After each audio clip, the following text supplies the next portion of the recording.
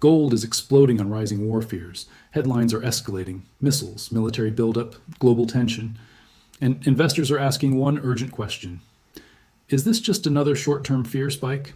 Or is this the beginning of a full-blown safe haven run? Because when uncertainty spreads across global markets, capital doesn't disappear. It moves.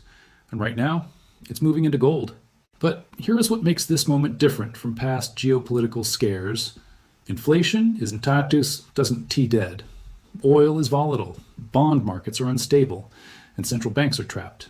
So today, we're breaking down what's really driving this gold surge, what history tells us, and whether this could mark the early phase of a much larger move. Stay with me, because if this turns into a sustained safe haven cycle, the early stages are often the most explosive. Why gold reacts before everyone else. Let's start with something important. Gold doesn't wait for confirmation. It anticipates instability. Stocks often need earnings revisions. Bond markets need policy clarity. Currencies need capital flow data. Gold moves on perception. When war fears rise, markets begin pricing three things immediately. 1, economic disruption. 2, inflation volatility. 3, policy uncertainty. Gold thrives at the intersection of all three. It is not just a commodity, it is a confidence gauge. When confidence in global stability weakens, gold strengthens. Quick question. If global tensions ease tomorrow, would gold crash? Not necessarily. Because once fear changes asset allocation behavior, that behavior can persist longer than headlines. That's where things get interesting. Historical warfare spikes. What usually happens? Let's zoom out. Over the last several decades, gold has surged during Middle East conflicts, Russia-Ukraine escalation, Gulf War uncertainty, major terrorist attacks, US-China trade tensions. But here's the pattern most investors overlook. Gold's initial spike is emotional. Its sustained trend is structural. In past conflicts, gold jumps immediately, volatility increases, oil spikes, risk assets wobble. Then one of two things happens. Scenario A, tensions cool, gold fades. Scenario B, conflict broadens, gold trends. The difference? Duration plus macro overlay. And today's macro overlay is more fragile than in many past episodes. The macro backdrop is fragile. This isn't happening in a vacuum. The global economy is already navigating slowing growth, sticky inflation, massive government debt, elevated bond yields, geopolitical fragmentation. Now layer war fears on top of that. That amplifies uncertainty exponentially.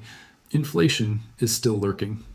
If conflict disrupts energy flows, shipping lanes or supply chains, oil rises, freight costs rise, commodity prices rise, inflation expectations move higher, and if inflation expectations rise, while central banks hesitate to tighten further, real yields decline. And when real yields decline, gold tends to rise. Real yields, the engine behind gold. Let's simplify this. Gold doesn't pay interest. So when interest rates rise significantly above inflation, gold becomes less attractive. But when inflation-adjusted rates, real yields and fall, gold shines. War fears create a complex scenario. Oil spikes. Inflation expectations rise. Growth slows. Central banks hesitate. Nominal yields stay contained. Real yields decline. That is prime territory for gold. And here's where it gets more powerful. Because the biggest buyer of gold right now isn't retail investors, it's central banks. Central banks are accumulating gold. Over the last several years, central banks globally have been increasing gold reserves. Why? Because geopolitical fragmentation is increasing, sanctions risk is real, reserve diversification matters more, gold is politically neutral. When countries worry about currency weaponization or financial sanctions, they diversify into gold. That trend has not slowed. In fact, during periods of geopolitical stress, central bank accumulation often accelerates quietly. That creates a floor under prices. Let me ask you this. If governments are buying gold for long-term strategic protection, should individual investors ignore that signal? Exactly. Oil, war, and gold, the three-asset triangle. When war fears escalate in energy-sensitive regions, oil reacts first. Oil up, inflation risk up, policy complexity up. That feeds gold. But here's the nuance. If oil rises too aggressively, it can trigger equity sell-offs, consumer spending slowdowns, recession fears. And in recession fears, central banks often pivot dovish. That combination, inflation spike plus growth slowdown, is the definition of stagflation risk. Gold historically performs well in stagflationary environments. 1970s example? Classic case. We're not saying history repeats exactly, but the macro ingredients are comparable. The dollar complication. Now let's talk about the US dollar. Normally, dollar up, gold down, gold up.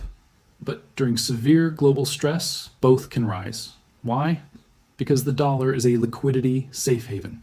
Gold is a stability safe haven. If global investors panic, they buy dollars for transactions. They buy gold for protection. This can create temporary correlation. But the real driver becomes real yields, not just the dollar. Watch bond markets carefully. They tell you if this rally is sustainable. Technical structure. Is this a breakout or a spike? Now let's discuss price behavior. There's a difference between a news spike and a structural breakout.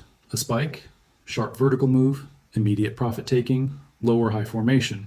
A breakout breaks resistance. Pullbacks are shallow. Higher lows form, volume expands.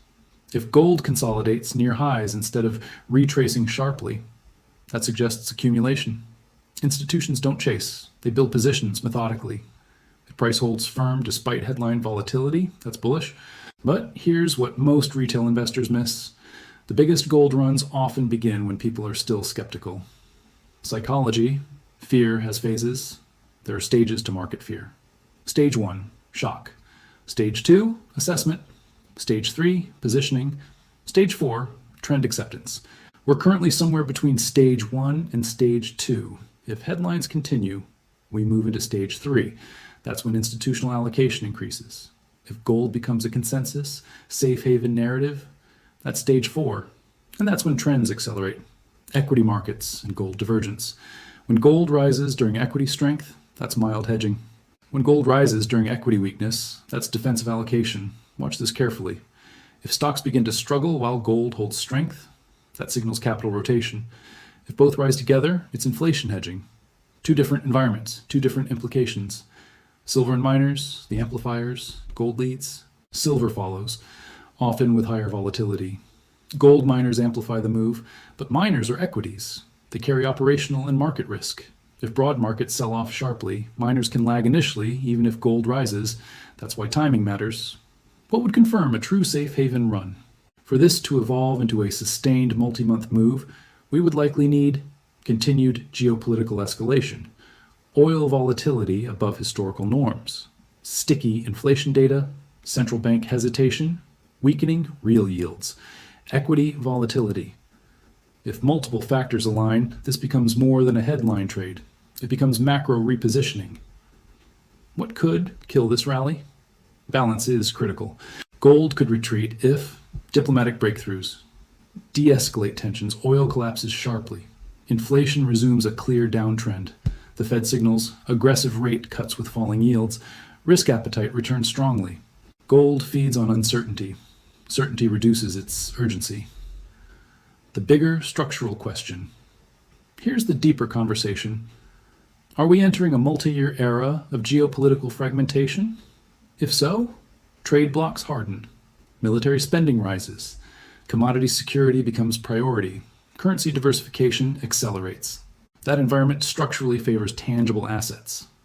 Gold becomes less of a trade and more of a strategic allocation. That's the bigger picture. Pause for a second.